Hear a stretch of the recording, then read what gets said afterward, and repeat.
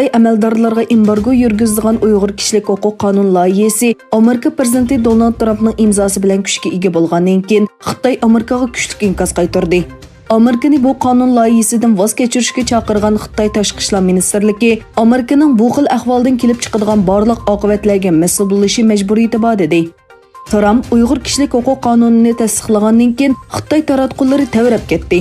Amerikani Xitoyning Sharqi Turkiston siyosatiga hurmatsizlik qildi deb ayblab, Amerikani bir qadam chekinishga chaqirdi va buning ig'ir oqibat elib kelganligi to'g'risida tahdid soldi. Sharqi Turkiston madaniyat va informatsion markazining boshlig'i Abdujalil Qarqash apandi Xitoy hukumati va taratqullarining nomussizlarcha va tahdid xarakterlik bu inkosining Xitoyning haqiqiy yuzini yana bir qatam ko'rsatganligini aytdi. U mundaq dedi: Sharqi Turkistonda 5 million inson turma va yig'ilish lagerlariga qamaldi.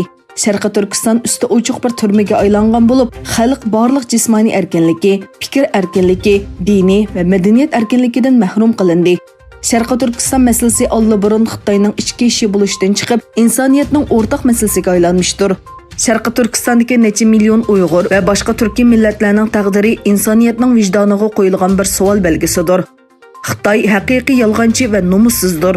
Amerikaning Uyg'ur kishilik huquq qonun loyihasini rasmiy qonun qilganligini qizg'in qarshi olganligini bildirgan Qarqash apandi yana bir qatam turk va musulmon dunyosiga xitob qildi. U mundaq dedi: Sharqi Turkiston xalqi turkdir. Sharqi Turkiston xalqi musulmondir.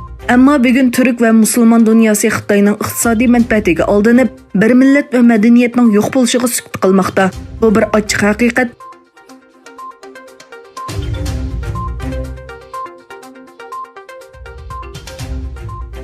Amerika Tashqi ishlar ministri Mike Pompeo Yevropa davlatlarini g'arb demokratik davlatlarga tahdid soladigan Xitoyga tayanmaslik to'g'risida ogohlantirdi. Pompeo torda qatnashgan demokratiya boshliqlar yig'inida so'z qildi. Xitoy Kompartiyasining boshqa davlatlarni Amerika bilan Xitoy orasida tanlashga majburlaganligini tilga olgan Pompeo Yevropa davlatlarini ogohlantirib mundaq dedi: Mustabid hokimiyat bilan munosabati va demokratiya bu unvonga erishishga loyiq emas. Pompeo yana men Yevropadan Xitoy masalasi to'g'risida texnik ko'p tushuntirishga erishishni umid qilaman dedi.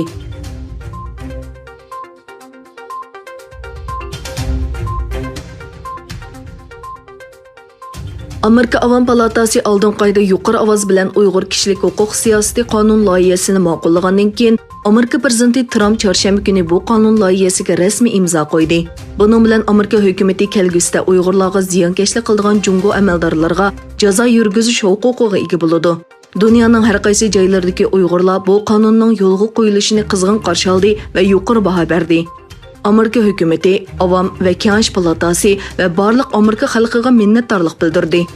Amerikada yashaydigan necha yuz Uyg'ur Oqsaroyning oldiga yig'ilib, faoliyat o'tkazib, Uyg'ur kishilik huquq qonun loyihasining ma'qullanishini qarshi oldi va minnatdorligini bildirdi.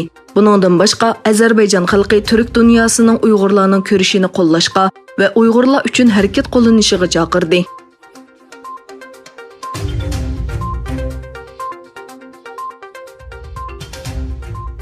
Birlashgan Davlatlar Tashkiloti kishilik huquq oliy komissari Michelle Bachelet Xitoyning xalqaro kishilik huquq majburiyatini to'liq ado qilishga da'vat qilib, ularning Hong Kongdagi talash-tortishlik yangi bexatarlik qonunini yaqindan ko'sib kelayotganligini bildirdi. Bachelet yozma bayonotida Xitoyning hukumatga qarshi guruhlarga qarata o'tir qo'ygan Hong Kong davlat bexatarlik qonuni to'g'risida ogohlantirdi. Birlashgan Davlatlar Tashkiloti kishilik huquq oliy komissari ishxonasining bu masalani yaqindan kuzatayotganligini va qonunni tekshirayotganligini tilga olgan Bachelet, Hong Kongga munosabatli har qanday bir ishda Xitoyning kishilik huquq majburiyatini to'liq ado qilishi kerakligini ta'kidladi.